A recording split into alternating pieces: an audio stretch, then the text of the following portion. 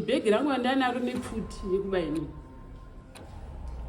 Uye ndine banga iri wakaburitsa banga. Ndine banga iri ndobaya munhu nhasi. Pfuti tiri kurira pano kuti dhu. Na chief na sabhuku wangu sabhuku twandana naye. Zita rangu ndinoitwa Benedict Ramusha. Ndobva mubhuku rasabhuku. Nyaya yandaurira pano inyaya yemunda. Ndakapiwa munda nehanzvadzi yamai wangu muna 92. Ndaenda kunokumbira sekuru ndiro pekurima paturima padiki. Ndine wana wechikoro ndikarima ndikabatanidza ndoisa wana kuchikoro. Sekuru wakandipa munda. Wandipa munda uyu. Ndakaenda kuna sabhuku. Sekuru wakati munda uyu ndirimbotaura maheadings acho. Sekuru wakandipa munda. Andipa munda. Muakidzani wangu wandiro ndakagara naye Chandi akatanga kuuya achitema mumunda mangu achibva atanga kundishungurudza wachichera makomba mumunda mangu achikanya zvidhina. Then nyaya yakatomboenda futi kwaSabhumberi ikatongwa wakapiwa judgment yavo. Asi zvinezvi sondo rapera iri wakatanga futi mukomana unonzi Christopher wandasungisa uyu une musha wake utori 2 kilometers. Akauya kwatachera makomba sabhuku akati isai wai.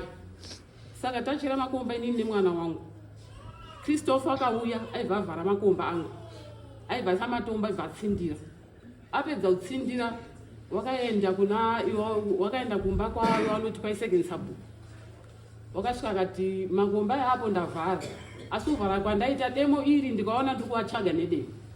Ane imbwa nedemo. Abva ipapo akaenda kwaSabhuku wake. Sabhuku akadaidzwa. Sabhuku akanapa kuti kwanzi handiuiko ngowapedzera. Pane dare rakaitwa after 2 weeks ndichadzoka mashure ndikungotaura nyaya dzacho. Wakaitwa after 2 weeks dare iroro. Mukoma waChristopher wari kundirwisa wari 6. Uye akandirwisa kana kuti aneta panopinda uyu. Akandirwisa kana waneta handizuri kana uri shirikadzi unobvutirwa nezvona zvomaoko edu. Mukoma wavo tichienda kudare rakadaidzwa naheadman renyaya iyoyi yedemo iyi. Tisu tongoenda takati kuchishatika kune hoho. Mukoma wake wakati bhegi rangu randanaro nePfuti yekubaini. Uye ndine banga iri wakaburitsa banga. Ndine banga iri ndobaya munhu nhasi. Pfuti tiri kurira pano kuti dhu. Pari kufa munhu ende pamba pako ndinoda kuti pafiwe. Uri kudada nekudya sadza uye ndine mheni. Saka zvinhu zvakandibata. Isa which means inyaya land. Inyaya land. Ndotora land wari kuyashikufuroma zvidhina mumunda mangu imomo. Wari wati wada kupa mundu wangu wacho kwanzi kana tatogona tokudimburira wakapisa. Watotora munda wane munda wake watora wangu. Wabva adarika mukomba bhatu zvinezvi watora futi munda wepamhiri. Christopher. Ndipano.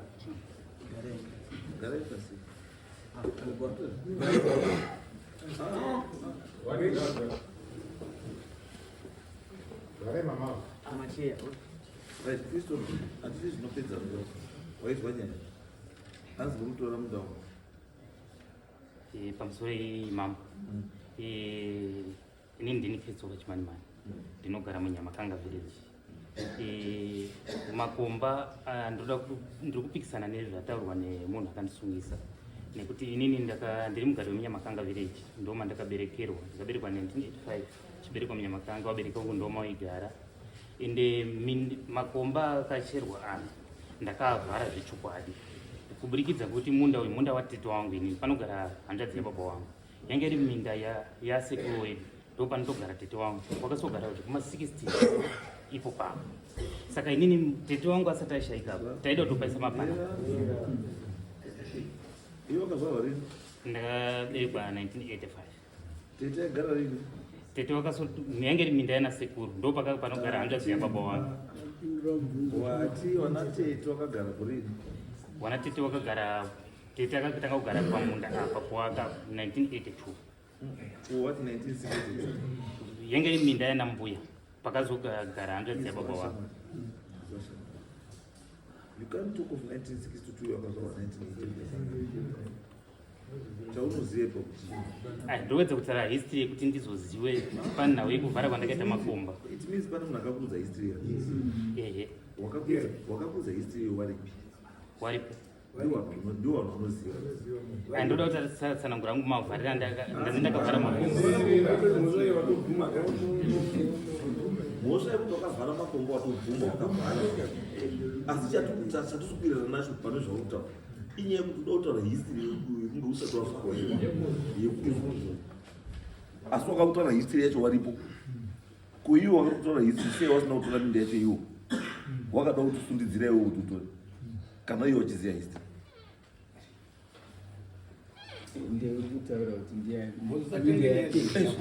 ona yacho pairi vanhu vanoyakokudza history iwe yanateteyo kuti yanga iri minda yedu 1960 nechii ko iwo sei wasi kutora minda yacho wari kusundira kuti iwe utore wakazova 1985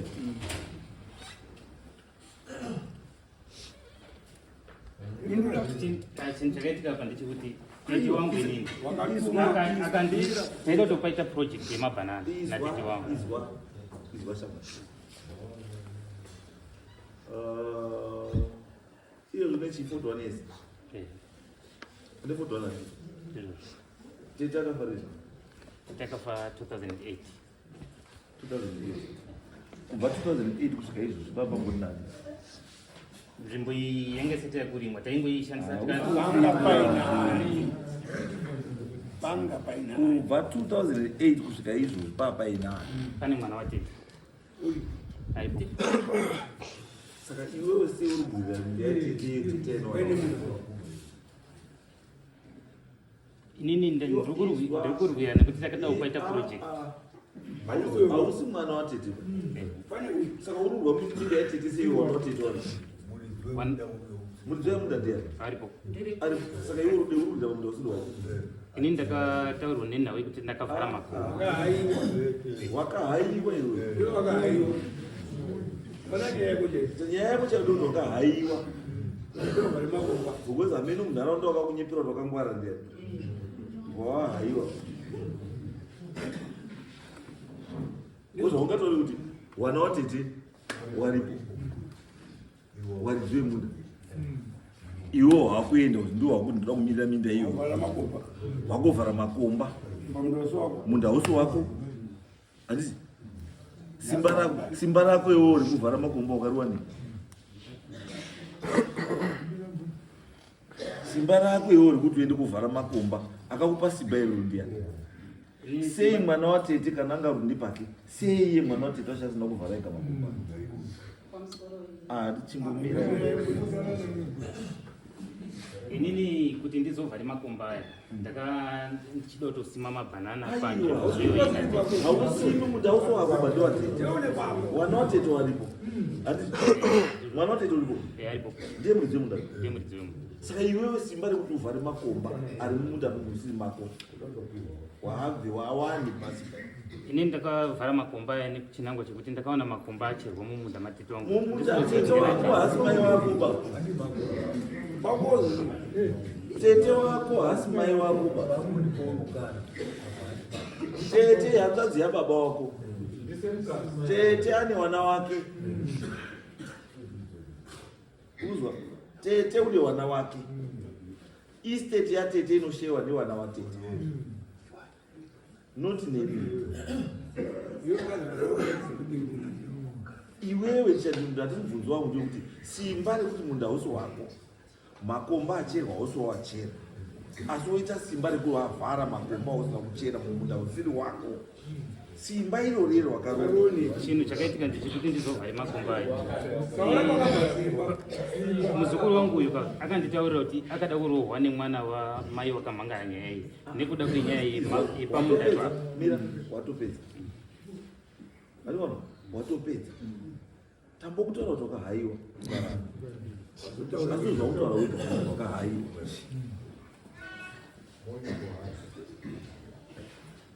unohaiwa kupara mhosva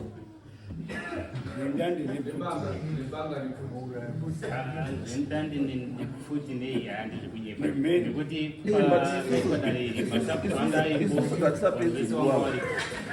isusu ngatisapedze nguva pano nyaya yedu pairi chaipo chaipo nyaya yedu pairi chaipo chaipo ndepekuti hauna chekuita nemunda uyu. Saka nyaya yemunda wabuda mukati mayo. Tikuda munhu ane chekuita nemunda, noti iwewe. Iwe uri bhaunza. Zvino bhaunza rasvika munobva rachaiwa. Gara pasi iwe hauna chaunozere.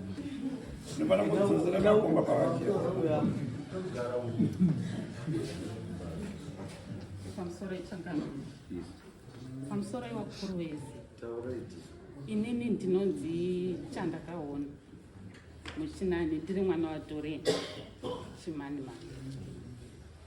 Inini payadhi pari kutaurwa nemuwakidzani wangu ndinopesana napa nekuti payadhi paamai wangu yakundibereka 2009 takaforoma zvidhina nasekuru wangu nemwanjadzi yangu.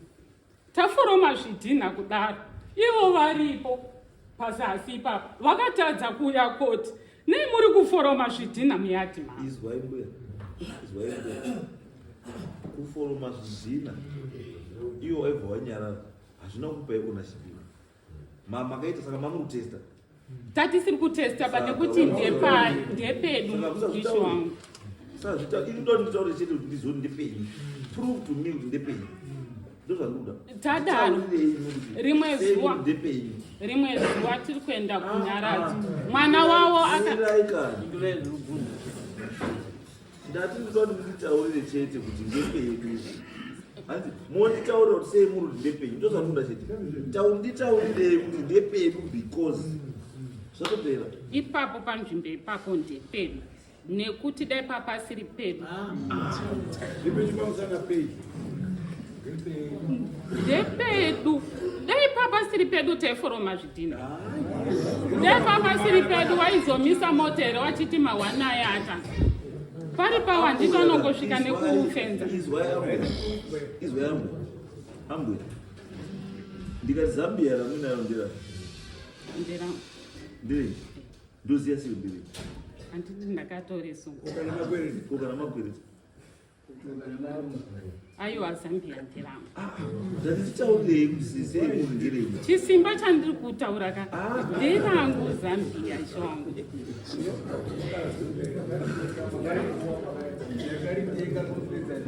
Zambia indirangu ndakaritenga kupedza nyota $2 musi wakati nerisiti ndinayo iyi ndakatenga mushopu makati sososo nditoripo ndina nanhingi soso hatichamubvunzi kuti Zambia marwani ndozvitoedza kutaura paimba kuti kana munoti munda ndewenyu handiti wenyu sei nditaurei kuti munda ndewedu pakuti noti zvokuti nekuti takakanya muzvidhina aiyo hazvitauri chini izvo. Munda uyu ndewedu kutori nehandadzi yamai vangu ane history yacho, kutori nasisi wangu vane history yacho. Imamuna history. Ani ndikutaura kuti munda uyu ndewedu. Mira kana. Mukati mimi kuna sekuru wane history yacho, kuna mbuya wane history yacho, kuna tete wane history yacho. It means kuti mimi munda hapana chamuziva nezvo. Muri kushandiswa nevamwe vanhu vanoda kushandisa munda. Aiwa, inini ndine history yacho nekuti amaida vari wapenyu vaitotaura nehistory yemunda wedu. Imi chigarai pasi. Umwe sisi wenyu ari. Kuti sekuru wacho ari. Sekuru wacho anotaura ari. Sekuru wangu. Variko kumba moveta havakuvukira.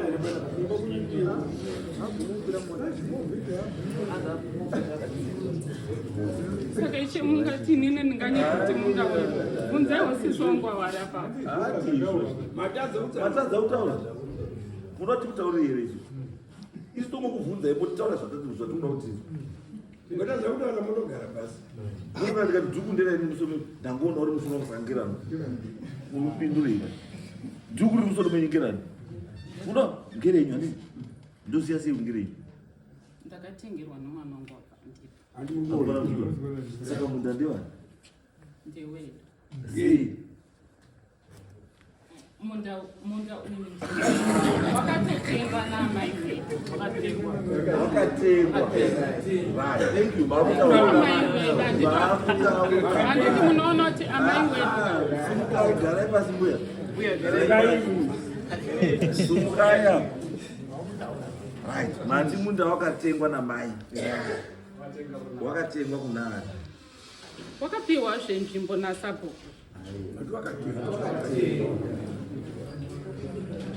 Wakatengwa kunani? Vakatendare kuteerera zvimitorwa nevanhu.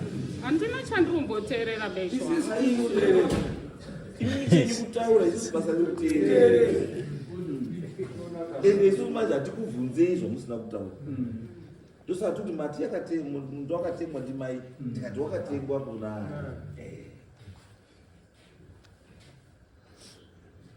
Munda wakatengwa kunani? aiwa munda uyu ndewedu kubvotaura chokwadi munda uyu ndewedu zvekuti dai hanzvadzi yamai wangu kana wangu wese mukavapa mukadzi munda uyu ndewedu Ora mbuya. Garai pasi. Sisi. Sumukai. pamusoro imavo Yes.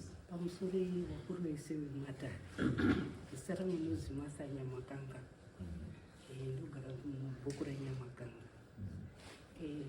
zvandiri kuona uyu neuyu havasi kuwanikaacho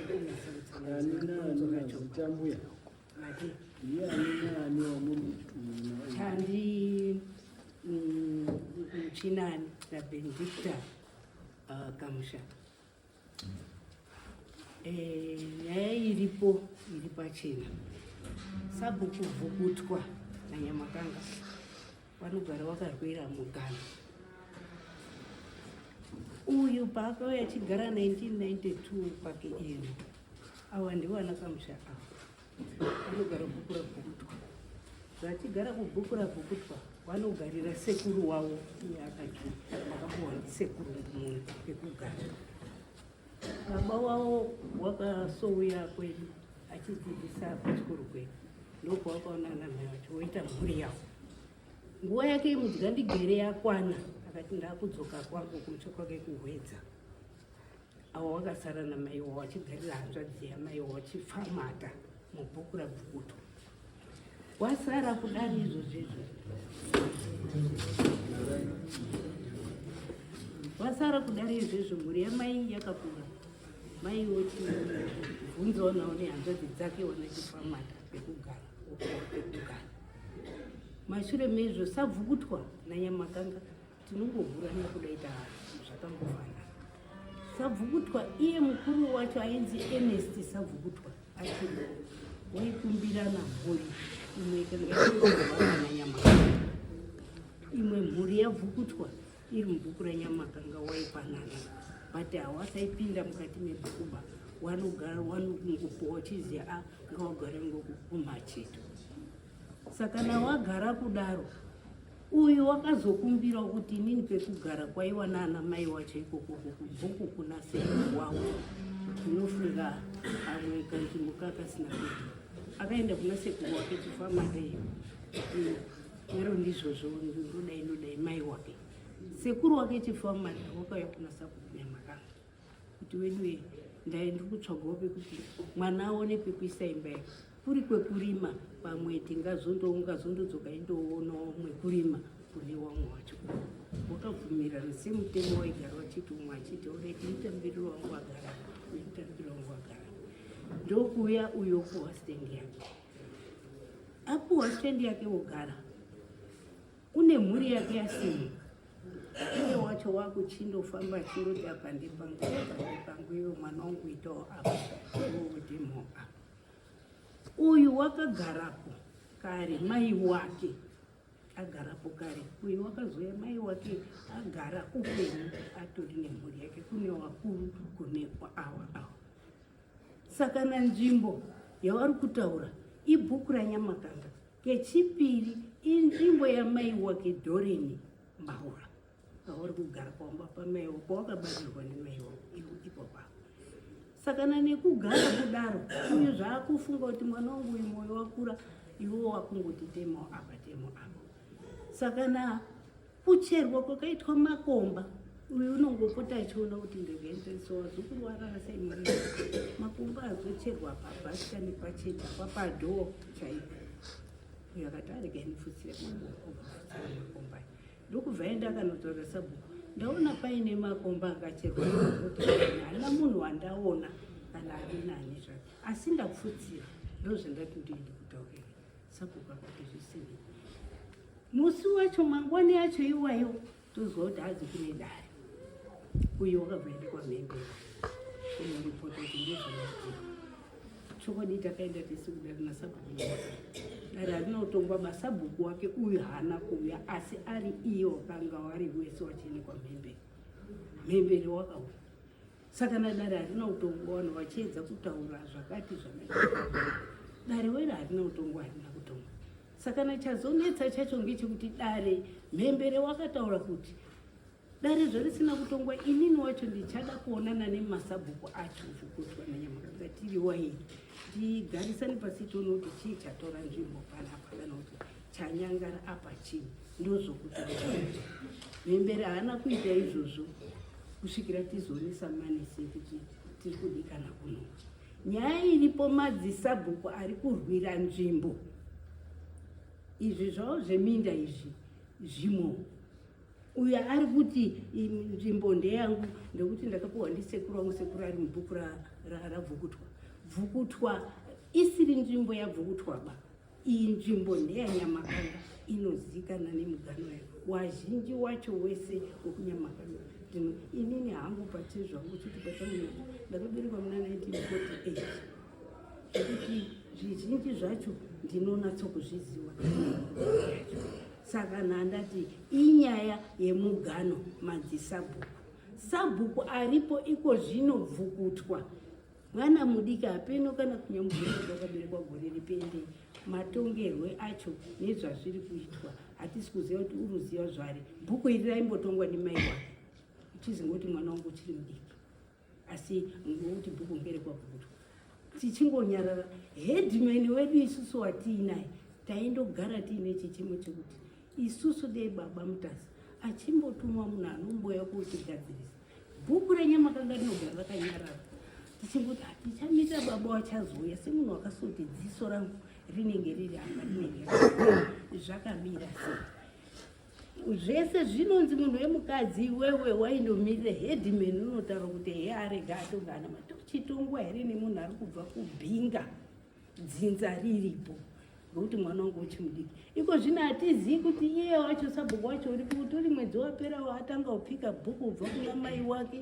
apa hatichaziba maybe kuti achiziva nepane mugano nekuti zvakamira sei ari kungoti waona kuti nditaurire kuti dizve chokwadi mugano wacho uri pane nyaya haisi yemunda asi ngeyemadzisabhuku bvukutwa ari kurwisa wanhu wake ndiwo ari kurwisa taakungopinda kudare izvo ndio nyaya iyi Angani, hauna nyanga. Rini. China. Right. China. Hakumana wangu warudzika iko. Wanoone nzvimbo iyi. Yobva yagadziswa zvamutaura mabhandara nechizvooneka munda wacho urwira kuti uri papi. Asi chandinongotaura chete ndechekuti vanhu vakawanda ngatisapindire munyaya idzi tisina information yezvatugukira handizvo munhu kana uchirwira chinhu chako iwe uine information yakadii yakakwana ukanzanzata unoruza chiro chako nenyaya yekuzanzata Ziva nyaya.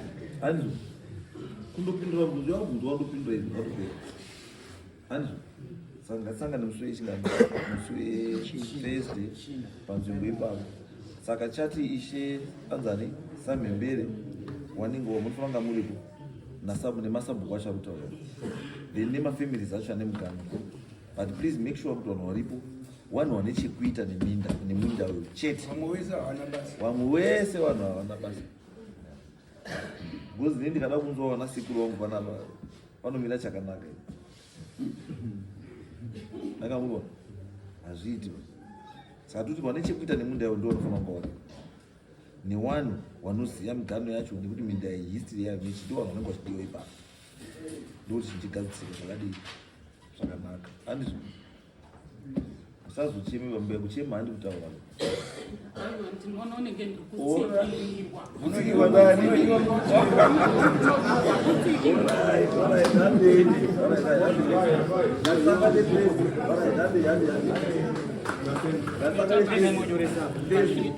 Maita